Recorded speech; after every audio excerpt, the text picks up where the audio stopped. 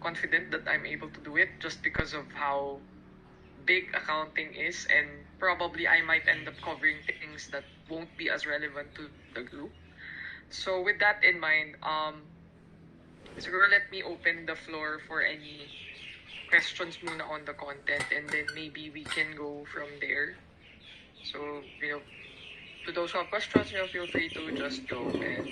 okay. Sige, Jay, go ahead. I'll go ahead. So, I understand the case when I was reading the case. My problem actually is when I put it in Excel, I get confused like which one should go to wherever. Like, I mean, some are self-explanatory, like it says it's expense, so that seems easy. But the others, I'm confused. Like, is it an expense? Instinct tells me it seems expense, but I can't get the numbers balance out, something like that. So that's my challenge. Sige, thanks, Dre, for the question. So let me share my screen. So I guess principal rule of thumb, right? The first thing that anyone would need to understand to record an accounting, to do an accounting entry, or to even go towards, creating a journal entry, is to understand the nature of the transaction. So rule of thumb, di ba? You have, gagawa na lang ako ng extra tab. So, so on the debit side,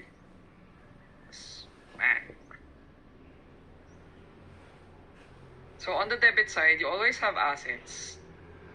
And then on the credit side, you have liabilities and equity. And then, so this is when it comes to your balance sheet.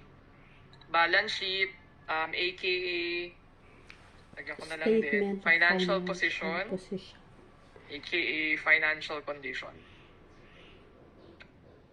So these three terms are used interchangeably. And then on the income side naman, income statement or financial performance, dalawa lang yan. So it's either you have an expense or you have an income. So first part is to understand what the nature of the transaction is. So diba, when we talk about assets, these are things that you technically own. So, could be financial, could be non-financial, could be tangible, could be intangible. But very central to assets is the concept of ownership. So parang, there's something that you own. Yeah. And then on the credit side, sa liabilities and sa equity, so these two things, they're balanced out. Not balanced out.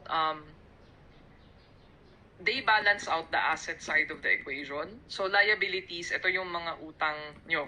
Something, a value or amount that you're beholden to someone else.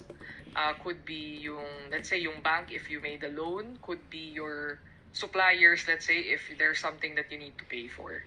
Yung equity naman, this is practically ownership. So more of the shareholder side. On the income side, diba, very much straightforward, income and expense. So the reason why you want to understand first what the nature of these 5 things pertain to is because when it comes to accounting, nagbabalance out kasi yan lagi. So whatever it is that you debit, whatever amount it is that you debit, you will also have to credit in total. So let's say, kung may dinebit ka, let's say someone made an investment in your company. Let's say equity ownership siya. So, 'di ba, let's say nagbayad siya 1,000 pesos in cash. So, it's debit cash and credit equity. So, yun nga, laging nagbabalance out yung both sides of the equation. So, very important to understand yung aspect of balancing kasi this tends to be the fastest way to get lost. And for your numbers to, if you go to yung trial balance, so which can look like this, that's the fastest way for things to not like line up pag hindi tumugma yung debits mo and credits mo. So I guess in relation to yung question mo, Dre, which specific question in the case are you looking at? Yeah, so let me just quickly check. So let's say for Save Mart, right? So there are parang two columns, debit balances, credit balances. So but if I look at prepaid insurance, Yes. my thought is, okay, so this is debit balance. So this is something that I need to pay, right? Prepaid insurance, I need to pay this. So that is an expense. Am I picking it right? No, And then so, there's diba, also so if you look sales, at sales salary. So, okay, sales salaries is still under debit balance, but my understanding, so this is a salary, I need to pay this to the people, to the employees, so gastos. Oh, yeah. Tama ba yung understanding na yun? Sige. So, balikan natin na, di ba, if we look at yung, teka, nasa na ba yung sheet ko? And if you look at this sheet again, di ba, on the debit side, there are two types of, I guess, accounts that could potentially fall under a debit balance. So, one is an asset, one is an expense. If we go by yung sales salaries, di ba? Yung nasabi mo nga, di ba? It's gastos. So in that case, we would classify it as an expense. I think what you're asking, if I'm understanding it correctly, I guess, Dre, what you're asking is, why does it not fall under like a payable? Tama ba? Oo, I think yung terminologies, yun yung parang para sa akin na, actually yung ginugoogle ko, yung mga terminology so that I have better understanding how do I categorize one thing like, okay, this is an asset actually, although, parang mukhang palabas yung pera, but, I don't know, long term, short term, may babalik, or, di ba? Yung ganun eh. Yeah. May mga straightforward items, pero when I put it in Excel, medyo nalilito na ako. Sige. So I guess the general rule of thumb nga is to go by the definition again. If it's something that you own, like for example, sales salaries, di ba it's on the debit side eh. So it's either an asset or an expense. Ang question ko lang is sa sales salaries, is it something that you own? Di ba the answer to that is no. In which case, that's why it's technically an expense. So barring any formal definitions, I think that's the simplest way I can think of to kind of distinguish between the two. On the other hand, diba, if we talk about, let's say, yung prepaid insurance, that was the other question eh. Diba prepaid nga? So number one, by the word prepaid, it means binayaran mo na siya, but then not necessarily na nagamit mo na siya. But then by that description alone, binayaran mo na nga pero hindi mo pa nagagamit. Does it describe an element of ownership? Diba, the answer to that is yes. Kaya in which case, yung prepaid insurance na yan, asset siya, hindi siya expense. When you end up using it, the act of using up the prepaid insurance, that is what will give rise to the expense. Okay, but I mean, okay, prepaid insurance, at this point may value siya, 12,413. So what is the correct assumption? Hindi ko pa to nagagamit pero binayad ko na. Yes, that's right. Lilipat ba yun once na mo-consume? Yes. So, if I go, teka, tingnan ko lang hindi ko lang sure kasi kung tinanong eh. Yeah, wala kasing transaction for the prepaid insurance, but yes, general rule, diba, insurance, usually you prepay it for a whole year eh. Or some subscription types for that matter, diba? For some subscriptions that you prepay, what happens is that you only expense them with the passage of time. So, binayaran mo sila on day 0, but then the expense will actually accrue after day 0. So, for your purposes, for your books, yung day 0 entry mo would be, no, kunwari, you paid for it using cash, but it would be debit, prepaid, insurance, credit, cash, and then as you end up consuming it, yung insurance, let's say, isang buwan na yung lumipas, and the amount you prepaid is good for a year. So what will happen is your prepaid insurance value, you divide that by 12, and then at the end of month 1, kasi lumipas na yung 1 month mo, yung 1 month's worth of insurance, you will now have to deduct so debit insurance expense, credit prepaid insurance, for the value of 1 month. Kasi yun nga ang idea is, di ba, you prepaid it so binayaran mo na in advance.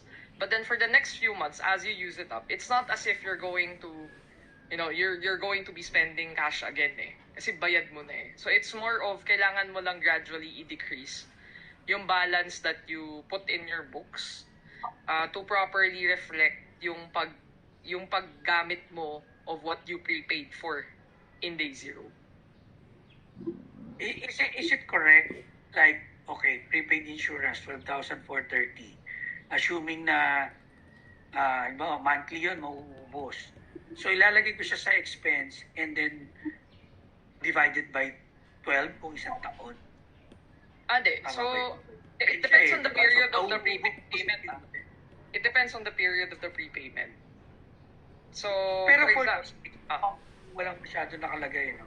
For this example, kasi I cannot assume Kasi walang nakalagay for the data for adjustments Kaya, okay. So, unless it's explicitly stated, iwan nyo lang yan. You're not supposed to touch it. Not touch it, not put it in expense or something. Yeah.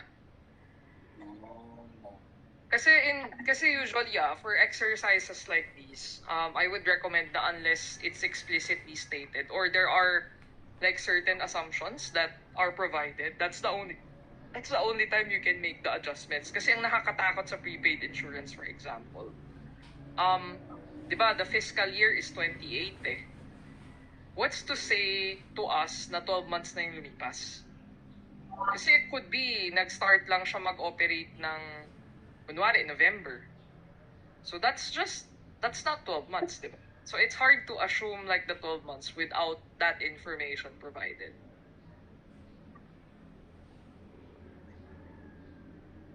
Kaya for me, for this exercise, unless you see something under adjustments. Oh, teka. Sorry, meron palang number 4. Sorry, I didn't see this a while ago. So yun, di ba? Sorry, Dre. Scratch what I said. There's expired insurance amounting to 7,125. So ito, ano siya? Debit insurance expense, credit, prepaid insurance for the value of 7,125.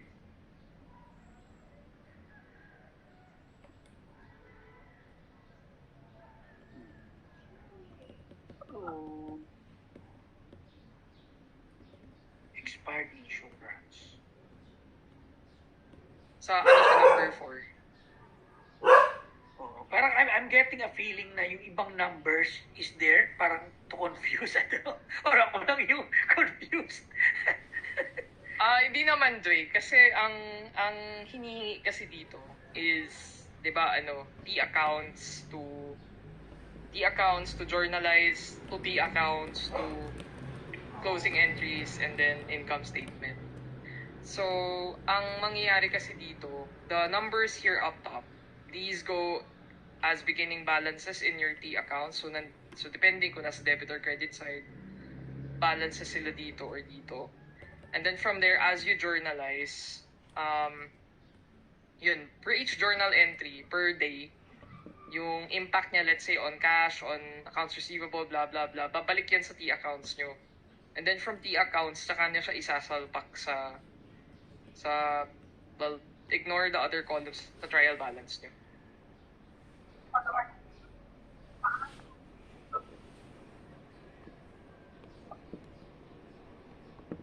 Pero I think yun yung pinaka rule of thumb talaga. Whatever, basta in accounting, the left hand and the right hand should always know what the other is doing. In which case, dapat, yun nga, pantay lagi yung total amounts ng left and right nyo. If hindi tumugma, there's probably something somewhere na either may hindi kayo na-reflect properly from a trial balance or accounting standpoint, kaya hindi nyo na-carry over siya ng balance eh.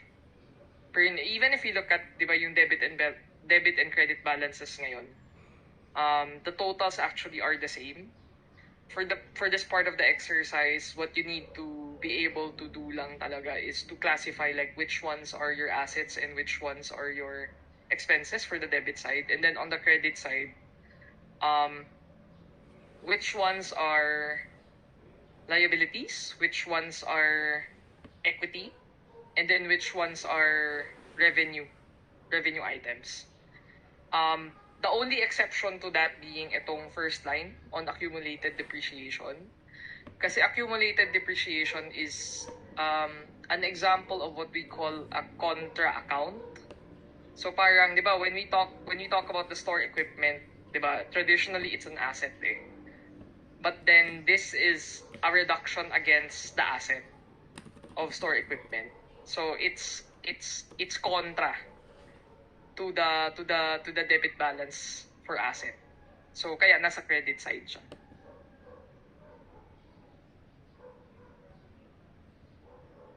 Sige, before I move to Ange's question, meron pa bang tanong?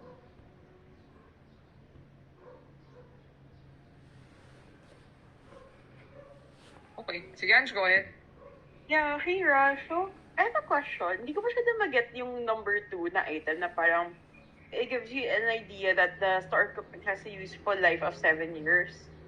So, parang saan siya mag-factor? Sa store equipment sa debit or sa credit's accumulated depreciation? So, answer to that is, it won't impact your store equipment debit. Kasi again, meron, diba, for types like these, meron kang contra account eh. The accumulated depreciation is a contra account. So, how it reflects in your books, tignan ko lang kung may example ako. I think to yata yan. So, ganito yung effect niya eh. So, parang your store equipment is this one, and then ile-less may accumulated depreciation. So, yung valuation ng store equipment, hindi yan dapat gumagalaw. Ang gumagalaw yung accumulated depreciation mo. So, dito dapat siya magre-reflect. So, going back to this example, yung number 2, what will need to happen is, kasi diba as of 28, may depreciation on store equipment ka na 11,420. So, what will happen is store equipment divided by, kasi store equipment has a useful life of 7 years. So, store equipment divided by 7, assuming straight line depreciation, which is the general assumption, divided by 7, yung amount na yun, you debit against depreciation expense and you credit to accumulated depreciation. Yun yung magiging transaction niya. Bakit? Kasi yun nga, number 1, you should not be touching yung value of the store equipment. Number 2, technically, even though it's just on paper, yun nga, you need to reflect yung cost of, your aging equipment on your books. That's why papasok siya as a debit to your depreciation expense. And then finally, yun nga, kasi diba, you can't touch the store equipment value, but you can actually add it to the contra account, which is accumulated depreciation. Kaya yun, magkakaroon ka ng credit to accumulated depreciation. So one potential question you may have is, bakit hindi pwedeng galawin yung store equipment? Well, technically, in reality, pwede naman. It's just that for accounting, it's an accounting standard kasi, na for these types of assets, you need to be able to reflect kasi the cost of the item to the company. In which case, kaya kailangan, you keep the acquisition value as is, yung 70,970, and then what you have instead is a contra account. Kasi these are tendency yung mga contra whatever na yan, nag-a-apply yan sa mga long-term assets and liabilities. Kaya ano siya, it's more of an accounting standard really. But then if you look at it in practicality, store at the end of the day, even if hindi mo binabawasan si store equipment less accumulated depreciation will still net you the same value.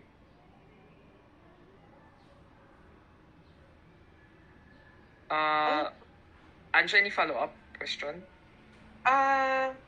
Yeah, but yung question, yung depreciation, kasi diba, this was like, this was the end of the fiscal year na, diba? So that means yung 7 years lifespan was not taken into consideration sa initial accumulated depreciation. Not necessarily. Kasi it will be hard to say like kailan ba nag-start operate.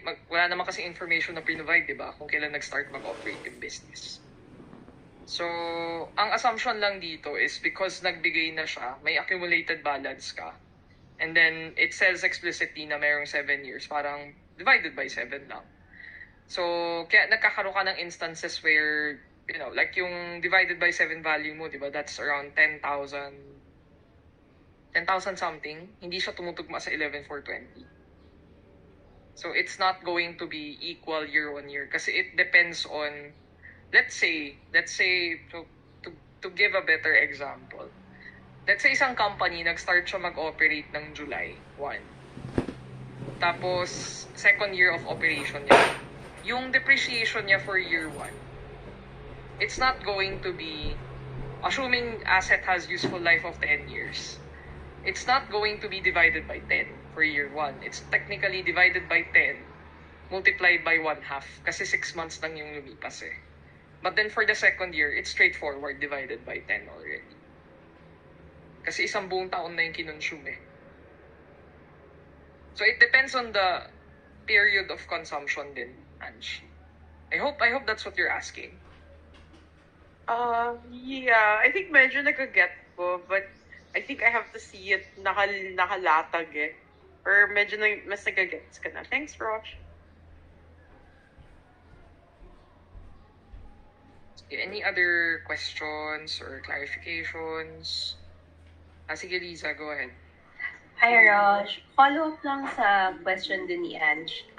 So meaning, when we journalize it, hindi siya dapat yung like 10,138 na...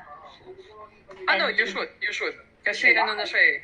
Wala naman siyang binigay na other information to say na part of the year mo lang siya dapat i-depreciate. So, assumption mo, full year. So, at least lang. Alright. So, divided by 7. Okay. Thank you.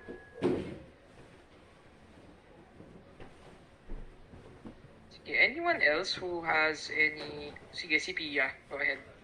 Hi, Raj. I have a question regarding the MTC na case. There was a part in the case kasi where there was total sales recorded. I think it was around 3 million plus. And then part of it was paid Sorry, in which cash. one? The Minsupala Corporation case. Okay, sige.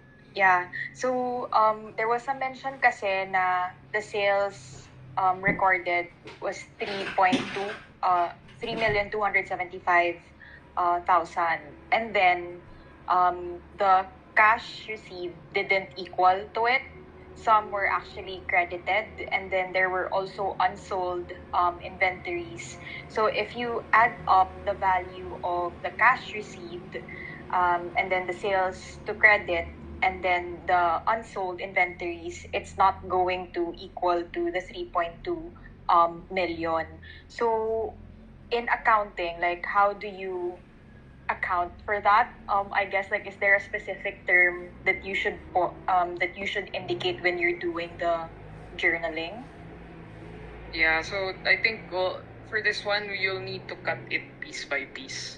Kasi so, maganda dito, di ba yung total sales, you record it as the sales transaction first. So, in which case, let me try to see if I can do split screen within one screen. Okay.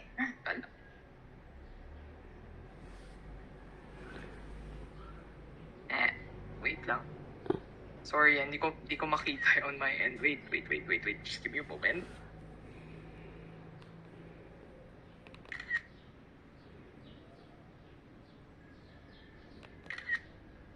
Okay, so disregard na lang muna this one. Pero what will happen is, for that transaction, di ba? So number 1, record the sales muna para hindi ka malit. Ay, too small.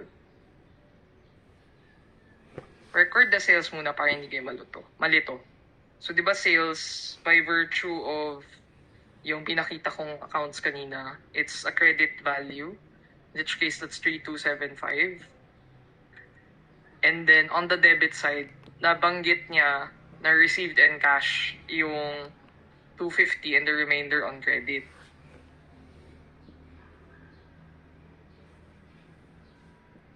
So, 250,000 and then remainder is 3275. So, yan yung first part of the transaction. So, at the end of the year, he discovered that collections from credit sales were only 2 million. So, debit cash. Di ba yung accounts receivable kanina naka-asset siya? But since may natanggap ka ng 2 million, so you need to... Yan. So, kasi kapag nakapag-collect ka on something that people owe you, di ba? Let's say you lend on credit, nakapag-collect ka, that means you got paid in cash. So, to reflect that transaction, yung accounts receivable, i-convert dapat natin siya to cash.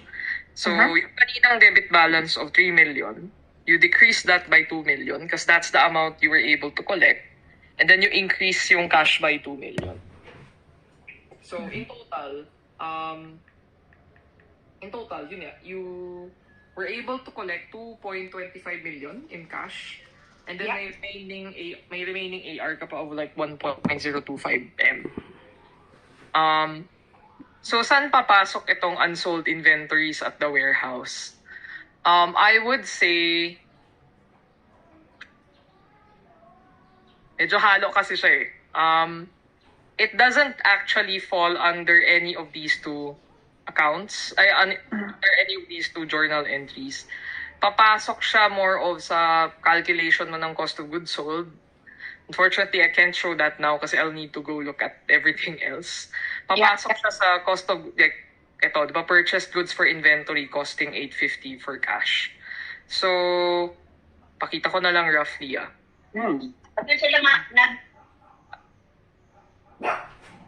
So, di ba, inventory, 850. On the assumption na walang beginning balance, which, again, I haven't checked sa taas kasi kung meron. So, unsold inventories at the warehouse costing unsold. 425, yeah. So, 425, di ba? So, parang lalabas, ang nabenta mong worth is 425. 425 din. Kasi it's 850 less 425. So, this is, in a sense, cost of goods sold mo. So more of sa dito mo siya i-compute eh. It doesn't really fall under any of these two transactions above. And you will need this unsold inventory to compute for your cost of goods sold. Tingnan ko lang kung may beginning balance yung inventories. Received, existing warehouse, organized in early 2015.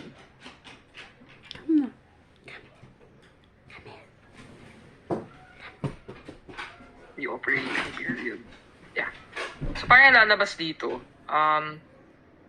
to earn yung 3.275 million, para ito lang yung costing. So, yung profit margin is like super, okay. Sorry, Roch, medyo na-lost ako. The 850K tagged as inventory, where did that come from? Ito siya. It purchased goods for inventory costing 850 for okay. Yes, so, to reflect that in... Sorry, baba ko lang to. So, to reflect that in accounting entry, so rule of thumb, when you do yung mga ganitong cases, sundan nyo na lang yung... Ideally kasi yan, it's by the timing of when the transaction happened eh. Yeah. So, sundan nyo, like ito, sabi niya, during the pre-operating period, December 31 to 2015, these were, so number 1 million shares of common stock, par value of 5 per share, entire amount received in cash. So, pakita ko na lang how it reflects. So, common shares. So, 5 multiplied by 100,000. Ay, tama ba? 1 million pala. Okay, tama. Tapos ito, offset siya. Number 2, loan from land bank. So, cash ulit. Loans payable.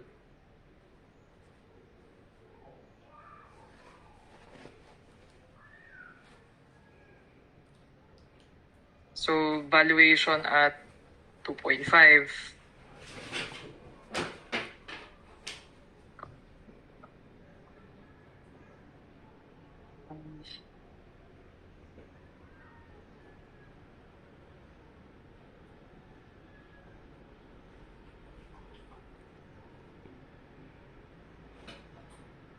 Tapos, warehouse, 3.5 million. So, debit cash. Debit warehouse, credit cash.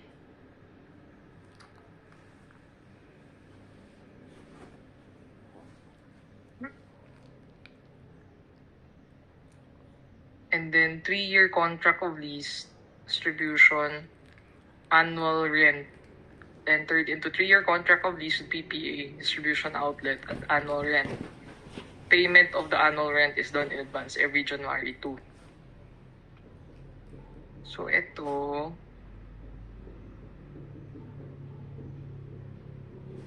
income statement. So, like, technically, itong number 4, medyo nuisance transaction lang siya. Kasi what we're trying to record, diba, is, teka, medyo,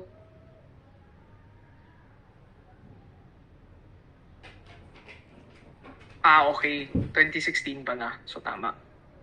So, ito lalabas December 31 to eh.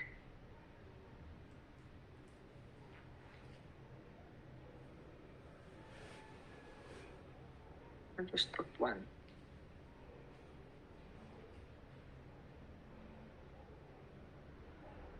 So, 3.5.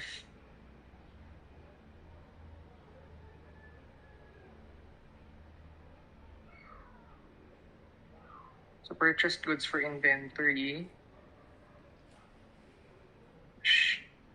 was 850.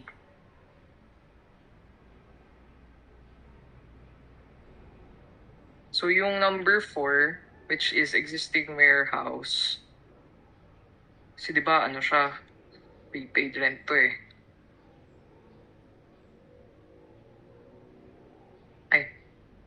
Prepaid rent, debit, cash. Annual rent of 120.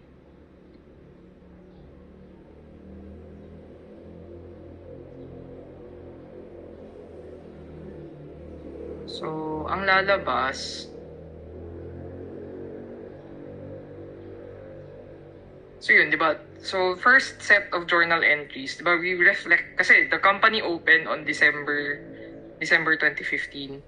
So, para hindi kayo malito when you do your journaling, first part is you do it by sequence talaga of when the events happen. So, it did mention na within the period of December 1 to 31, these are the 6 transactions that happened. So, number 1, yung pag-invest ng investors into common stock at 5 pesos per share multiplied by 1 million. So, that's this one. And number 2, obtained and received 2.5 million loan.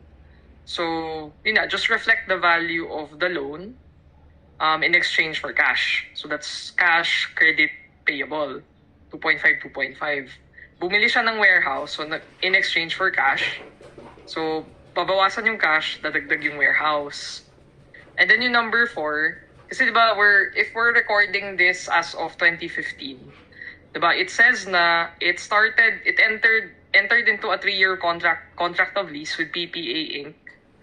at an annual rent of 120. Pero payment of the annual rent is done in advance every January 2 of the ensuing year.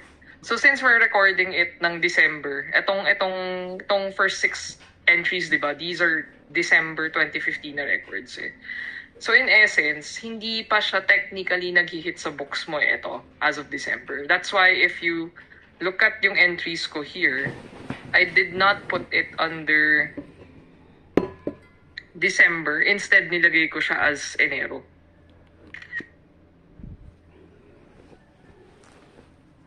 And then, finally, yung inventory, yun nga, bumili lang siya for cash. So, mangyayari is going forward, di ba, number 1, so December, you have these 4 entries already. Sa January 15, so ang next na dapat natin ilagay is yung January 2. Ang susunod dyan is itong January 15. So, we just need to record it in sequence. So, for the January 15, diba, receive delivery of goods. So, dagdag sa inventaryo, costing 975. Of that amount, yung cash, 775. And the balance, sinabi niya 200, yung balance of 200,000, nabanggit niya na remained unpaid as evidenced by the latest collection notice Eddie received from their supplier just before New Year's Eve of 2016.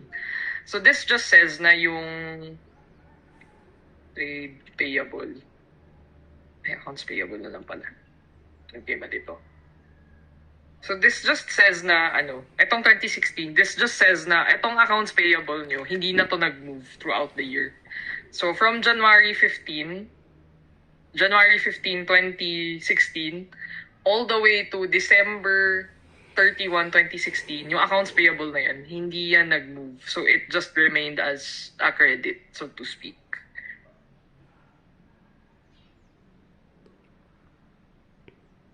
Pero sorry, Pia, are you getting the flow ba? Or Yeah. Okay. I think my my concern was actually in the second item for 2016. Yeah, this one, di ba? Yeah. Parang siya eh. So, normally, what would usually happen is as sales happen, nagre-record ng paisa-isa. Unfortunately, that's not the case for this case. So, para siyang it's one consolidated entry at the end of the year.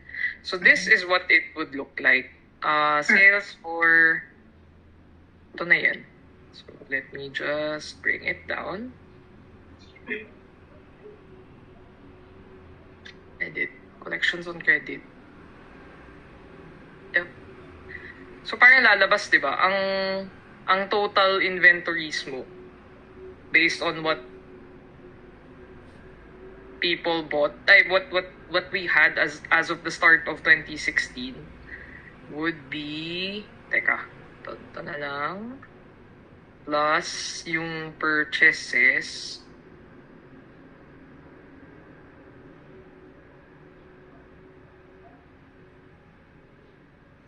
and then remainder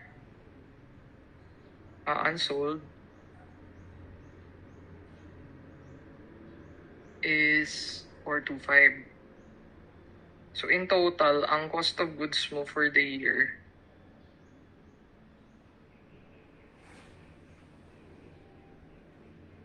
so ang lang, for purposes of journal entry, hindi to lalabas, this one.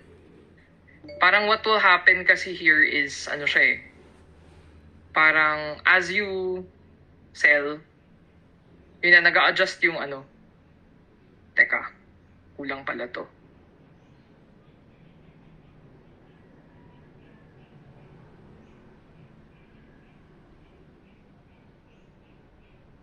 Debit, credit, dito sa baba. Inventory, which is one, ito yan eh. It should be this one.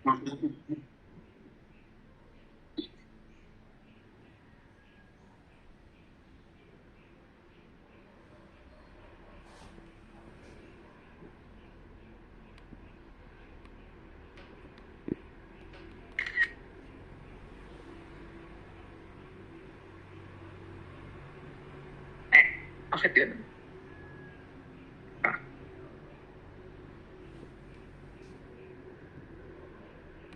Ganun yung effect niya, Pia.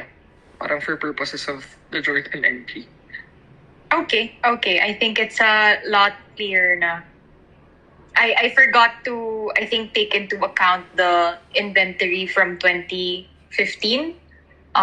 Which should also be recorded into 2016. So yeah, yun yung na-miss ko pala. Yep. Thank you. You're welcome. Okay. Right, does anyone have any questions? Any other questions? Rush. Or whoever is talking, medyo mahina yung boses. Ira. Hello. Could you speak louder, Ira? Can you hear me now? Yeah, slightly better. Okay. It's just a question kasi we've been discussing with our LP. What did you guys do for the interest for case 2? Did you go straight or kayo? What do you call that? The other side, yung parang compounding siya. Yung nag-iiba yung interest in principal payment per month. How did you guys compute it? Did you just go straight? Kasi, or the case itself kasi didn't really say anything, so we can just make our own assumptions. Yeah, I'd say just go at it straight. Okay. Sige. Actually, yun lang. Thank you. Ano lang, Ira, just don't forget yung bawas on the... Okay. No, you don't need to compound. Yung interest lang kasi. Ang assumption dito is... Straight lang siya. Yeah, to pay semi-annually for... Oo. Oo. Na straight lang yung yung interest rate to the principal amount tapos semi-annual lang. So same lang lagi yung JE mo every December. June 30 and 31. Kasi ang weird na... It's not stated kasi, di ba? It's not stated kasi kung may repayment of principal eh. Oo. Kaya, pero we're assuming kasi although we're like at 80% that we're gonna go for the straight just because hindi naman kasi diniscuss din with any of the materials for this session yung compounding. So, mag-straight na lang. Makes it more complex kung i-compound. Oo. Kasi lang kasi diba, we have that thought kasi in real life, in banks, you do that yung compounding. Pero it depends kasi kung may principal repayment ka talaga. Oo. Sige, we won't make our lives complicated. Yeah. Parang ang vague kasi nung sasabihin na to pay semi-annually. Parang, so do you pay the principal semi-annually or do you just pay for interest? Kasi kung payment of interest, straight lang siya. Oo. Multiplied by 10% divided by 2. Oo. Sige. Nabalanse naman namin. Yun ba? Sige. Thank you, Rosh. Sino pang may questions?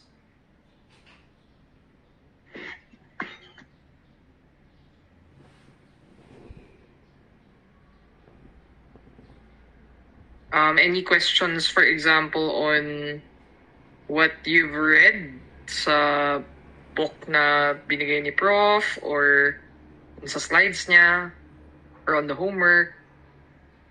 Sige, Jaika, go. Thanks, Rosh.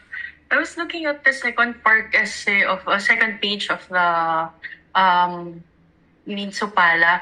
I'm confused on how to, kasi hindi ako makamove on from the journal entry gawa ng after the rent, interest, and principal due for the year were all paid. It says there on the next paragraph that there's a depreciation, so that's okay because it's straight line and no salvage value. But when it comes to the corporate income tax rate, like the 33%, I don't know if I should be journaling it already and how to compute for it because it would definitely affect the income statement. Yeah, So I don't know where to... Thank So you, Roche. what we would need to do is, diba, record everything first, create your income statement without the income tax yet. Kasi meron, diba, yung net income before interest and before interest and taxes. So you put the interest in, then that's done. So ang matitira na lang is yung net income na amount. Kung ano man yung natirang net income, you need to multiply that by 33%. Diba? Kasi ang income tax is based off of net income eh. So net income multiplied by 33%, which should then be reflected as tax expense. Well, di sinabi ko nagbayad na siya. So, assuming na hindi siya nagbayad, tax expense, which is net income multiplied by 33%. And then, same for this, tax payable.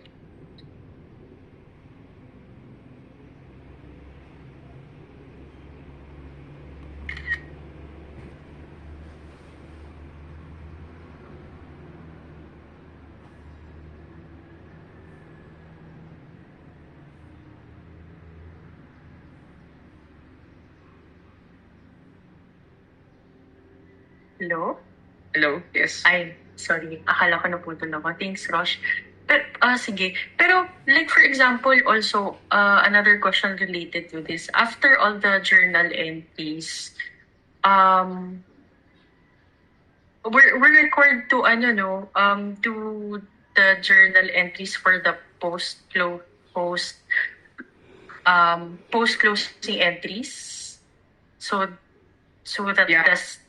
Oo. okay. Well, I'm not sure with this one, ha? Pero I guess kailangan din. Parang implicit assumption siya. It's not like the first case kasi na talagang klarong sinabi niya. We need to post closing entries eh. But then the nice thing kasi, di ba, Jaika, with closing entries is, ano lang naman siya eh. You just close off all the income and expense accounts. So, i-reverse lang sila. So, kung yung expense naka-debit yan, you turn them into credit. Yung mga credits naman, you turn them into debit. And then, yung balancing amount, you put in as income/retained earnings.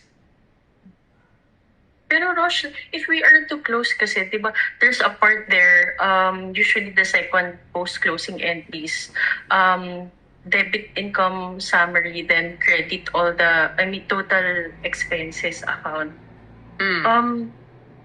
Because I still don't know the tax or income tax expense, parang how can I actually close it and come up with the net profit? Sorry, di ba yung flow kasi is, di ba from JE, you reflect in, well, technically in practice yung T accounts di na nga masyado ginagamit. But sige, assuming you reflect in T accounts, yung T accounts, di ba yung balances, you bring it to trial balance. From trial balance, you do your adjustments, brings you to adjusted trial balance. In which case, magkakaroon ka na idea ng preliminary na income statement mo eh. And then you do your closing entries, reflect it again. Pero yun, kumbaga, since pabalik-balik, di ba? So, technically, you can do yung income tax calculation in between eh.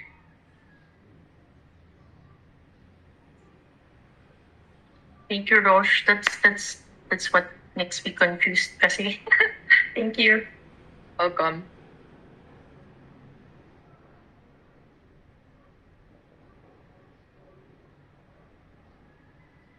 So parang I guess before you close everything, parang get the preliminary income first, record your income tax, and then that's the time you fully close the books by reflecting everything that needs to be reflected. Kasi ultimately, your income tax expense, it's still part of your year eh. Hindi siya lalabas for the next year. Kaya, yun. Thank you. Welcome.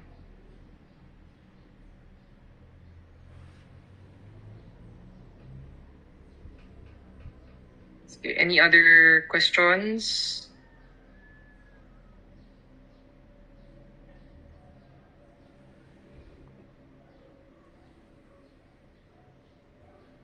Okay, kung wala na, I guess we can... okay. Sige, Marigo. Balik lang ako sa one, no? Yung binigay na sa atin sa Save Mart, hindi na yon mapapalitan yung figures. I-explain lang natin kung saan pumunta yung mga adjustments, correct? Sorry, which figures are you asking kung mapapalitan? Ito mga nasa taas? Yeah, yung mga nasa taas, hindi na yan magagalaw. Parang, hindi na. Ano parang lang, ano to, Mari? Parang beginning balances mo na sila. Oo, kasi nagulat ako dun sa, sa workbook namin, nagpalit. So, I just needed to clarify that. Thanks, Rosh. No. Yeah. Keep it lang. Tapos, pwede lang sila maggalaw yung to the ending balance because of what you see here dun sa data for the adjustments. Yes. Okay, thank you. Welcome. Okay, kung wala nang tanong, I guess thanks so much everyone. Kung may tanong kayo, feel free to just send a note and I will try to respond as soon as I can.